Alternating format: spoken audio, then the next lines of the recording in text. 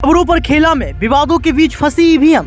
आखिर क्यों electronic voting machine पर सवाल खड़े हो रहे हैं? क्या इलेक्ट्रॉनिक वोटिंग मशीन में धांधली होती है? क्या सच में इलेक्ट्रॉनिक वोटिंग मशीन यानी कि ईवीएम चुनाव आयोग के दबाव में है या फिर सरकार के कंट्रोल में?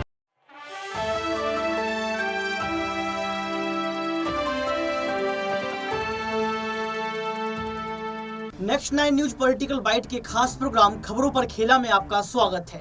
मैं हूं आपके साथ ऋतिक सविता। दर्शकों, जैसे जैसे चुनाव नजदीक आते हैं वैसे वैसे लगातार ईवीएम चर्चाओं का विषय बन जाता है। सत्ता पक्ष और विपक्ष में जो है यहाँ पर जंग जारी हो जाती है और ईवीएम पर कई सारे सवाल खड़े होने लगते हैं कि ईवीएम में धांधली होती है, ईवीएम चोरी हो जाती है, बटन किसी और का दबाते हैं, किसी और को वोट चला जाता है। क्या इसमें सच्चाई है? क्योंकि अखिलेश यादव के साथ मायावती, राहुल गांधी और तमाम जो नेता हैं वो यही बोल रहे हैं कि ईवीएम में गड़बड़ी होती है। लेकिन चुनाव आयोग का साफ तौर पर यही कहना है कि जिस राज्य में विपक्ष जीत जाता है उस राज्य में क्या आपने सवाल खड़े किए?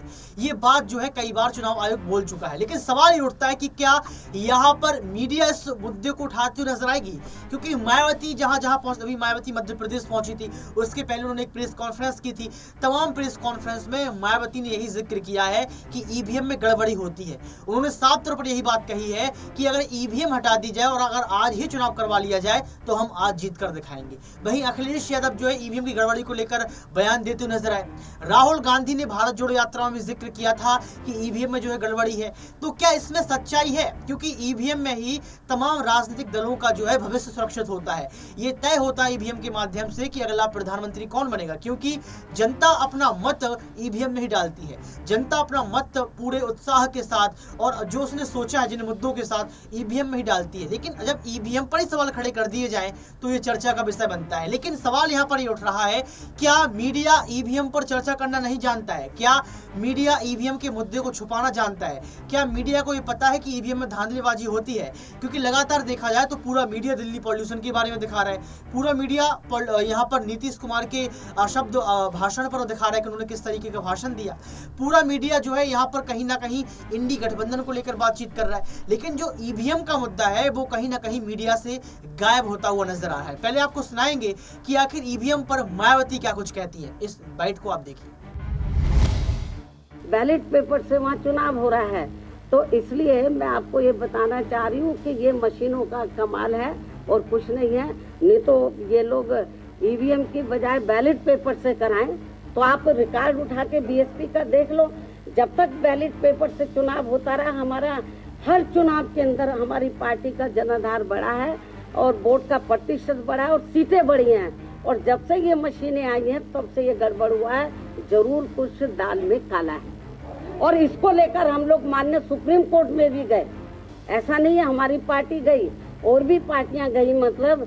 लेकिन उसके बाद उन्होंने कहा कि हम पर्ची सिस्टम वो भी गड़बड़ है। बोलते 4-5 पर्ची निकाल लेंगे। ऐसा नहीं है, ये ठीक सिस्टम नहीं है। बल्कि जब ये वोटिंग मशीन में वोट पड़ा है तो उससे जो पर्चियां, उससे पूरी की पूरी पर्चियां टैली होनी चाहिए, मालूम पड़ जाएगा। फिर उसको भी ये करने के लिए तैयार नहीं है। तो सुना आपने मायावती के इस बयान को सुनने के बाद आपको पता लग गया होगा कि मायावती जो सवाल उठा रही हैं वो कहीं ना कहीं मेन स्ट्रीम मीडिया से गायब है। आपको समझ में आ गया होगा कि मायावती ने क्या दावा ठोका है और इस दावे के साथ वो कई बार जो है जनता के समक्ष आई है। जनता के सामने उन्होंने यही बात बोली है कि अगर एक बार बैलेट पेपर से चुनाव करवा लिया जाए तो फिर से बीएसपी जीत कर दिखाएगी। अगर बीएसपी कमजोर हो रही है, अगर बीएसपी का ग्राफ नीचे जा रहा है तो उसका सबसे बड़ा कारण है यहाँ पर ईवीएम। ये मायावती कई बार कह चुकी है। लेकिन दर्शकों, अब आपको राहुल गांधी का बयान सुनवाएंगे कि वो है ईवीएम पर क्या कुछ कहते हैं खबरों पर खेला के इस खास एपिसोड में। ईवीएम की बात विपक्ष ने हमने 2-3 बार करी है और वो चर्चा चल रही है, मगर ईवीएम सिर्फ एक एलिमेंट है। जैसे मैंने पहले भी कहा है,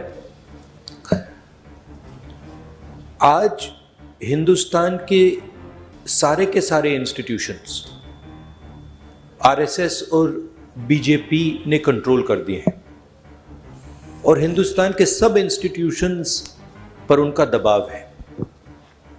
प्रेस पे दबाव है, ब्यूरोक्रेसी पे दबाव है, इलेक्शन कमीशन पे दबाव है, जुडिशरी पे प्रेशर डालते हैं।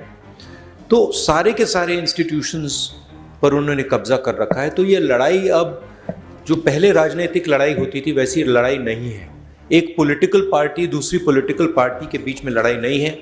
अब ये हिंदुस्तान के इंस्टीट्यूशंस जो इन्होंने कैप्चर करे हैं उनके बीच और ऑपोजिशन के बीच में लड़ाई है। उसमें एक फैक्टर ईवीएम है, मगर बहुत सारे दूसरे फैक्टर भी हैं। हिंदुस्तान में जो नॉर्मल डेमोक्रेटिक प्रोसेसेस होती हैं आज वो नहीं है।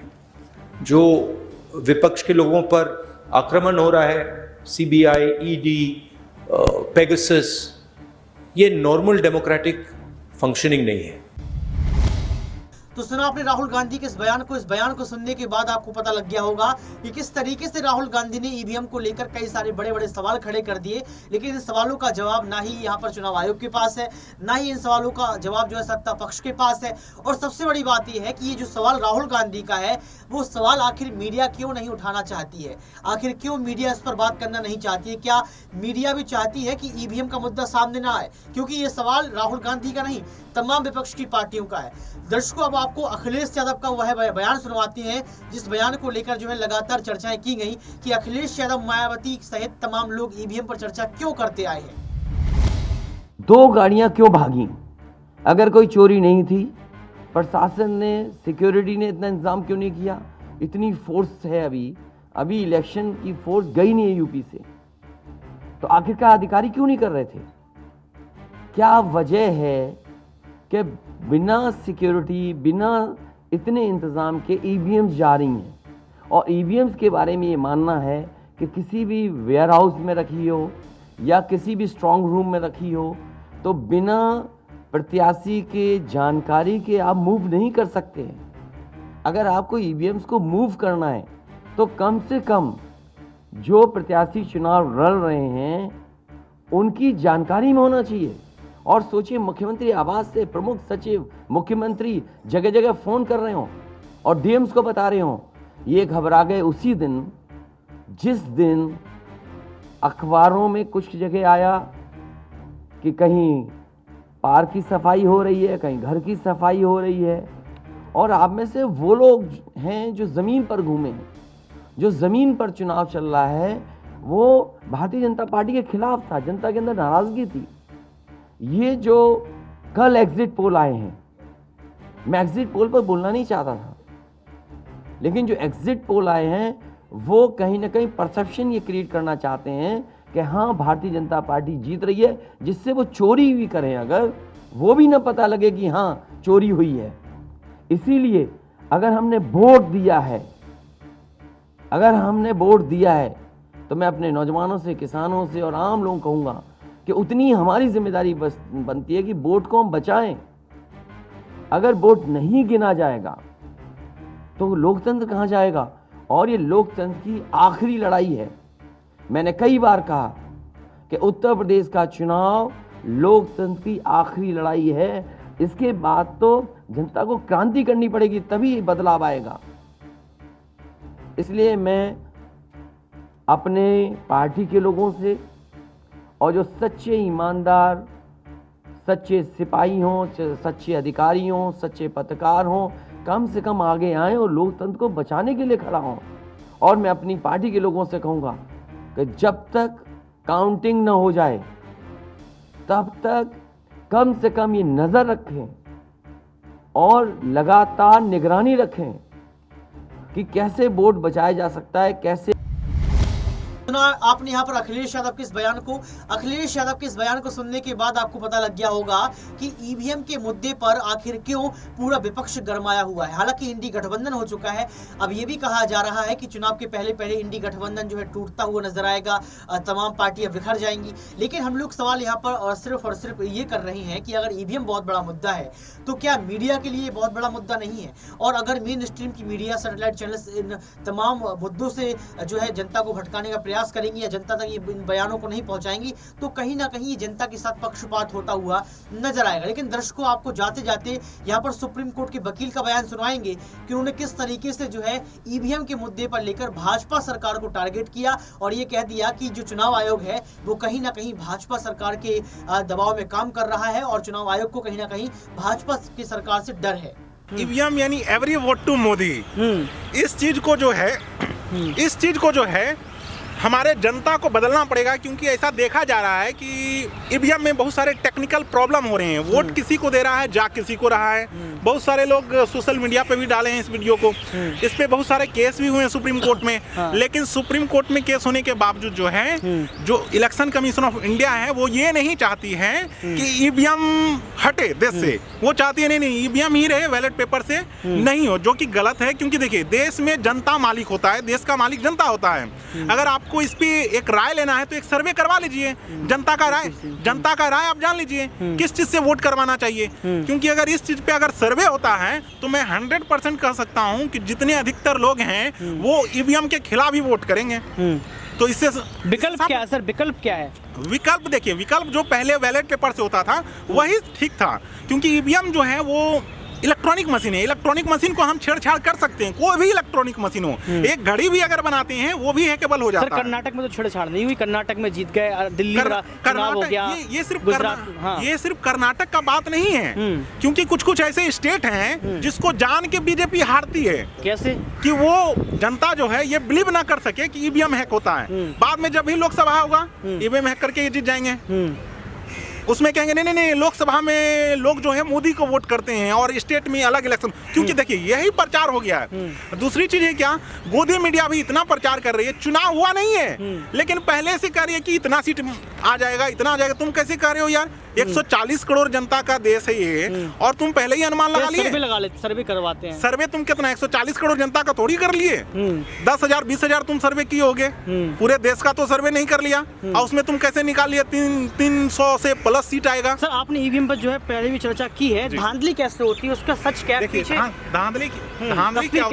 धांधली वो फिजिकली आपको पता नहीं चलेगा, क्योंकि मैं चुनाव में भी खड़ा हुआ हूँ, सुल्तानगंज विधानसभा से विधायक में भी खड़ा हुआ हूँ। तो वहाँ पे मैंने देखा कि जो कैंडिडेट का नाम आता है, सीरियली नाम आता है, तो वो एक कंप्यूटर से जुड़ा हुआ होता है। ईवीएम जो है कंप्यूटर से लिंक होता है। तो वहाँ पे एक बटन टिपता है तो 3 बार 4 बार जो है वो ईवीएम से करता है। तो मैंने सोचा कि इसको बोलते हैं इलेक्शन कमीशन ऑफ इंडिया कि ये हैकेबल नहीं है, किसी चीज से जुड़ा हुआ नहीं है। तो ये जुड़ा हुआ कैसे नहीं है? आप कैंडिडेट का नाम कैसे आप टैली कर दे रहे हैं उसी चीज से, मशीन से, दूसरे जगह से बैठ करके? यानी कुछ ना कुछ तो है लिंकअप, तभी तो।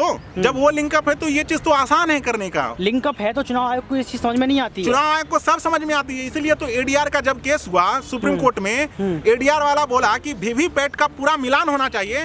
तो चुनाव आयोग कर दी नहीं, पूरा वीवीपैट का हम मिलान नहीं कर पाएंगे। क्यों नहीं कीजिएगा आप मिलान? आपका काम है मिलान करना। अगर आप मिलान नहीं कर रहे हैं तो यानी आप गलती हो रहा है चुनाव में। इस चीज को बदलिए आप। अगर हम 100 वोट दिए हैं तो वीवीपैट में 100% मिलान होना चाहिए। आप क्यों कहिएगा 5% ही मिलान होना चाहिए? तो उसमें ये दलील देते हैं, तब तो बैलेट पेपर ही हो जाए। बैलेट पेपर हो या कोई पेपर हो, तुम्हारा काम है चुनाव करवाना, जनता का काम है वोट देना। जनता देश की मालिक होती है, संविधान में भी कहा गया है जनता ही देश की मालिक होती है। जनता के लिए ही कानून बनता है। तो सुना आपने इस बयान को सुनने के बाद आपको पता लग गया होगा कि किस तरीके से यहाँ पर सुप्रीम कोर्ट के वकील ने भी ईवीएम के मुद्दे को उठाते हुए लगातार भाजपा सरकार पर सवाल खड़े किए। लेकिन दर्शकों, क्या आपको लगता है कि ईवीएम सबसे बड़ा मुद्दा है? ईवीएम में धांधलीबाजी होती होगी, ईवीएम में गड़बड़ी होती होगी, या फिर यहाँ पर हार जाते हैं नेता या हार के कारण जो है इस तरीके का बयान देते हैं, या फिर यहाँ पर कहीं ना कहीं चुनाव आयोग की छवि को खराब करना चाहते हैं, भाजपा सरकार की छवि को खराब करना चाहते हैं? आप कैसे देखते हैं इस बड़े मुद्दे को? खबरों पर खेला के इस खास प्रोग्राम में इतना ही। देखते रहिए नेक्स्ट 9 न्यूज़ पॉलिटिकल।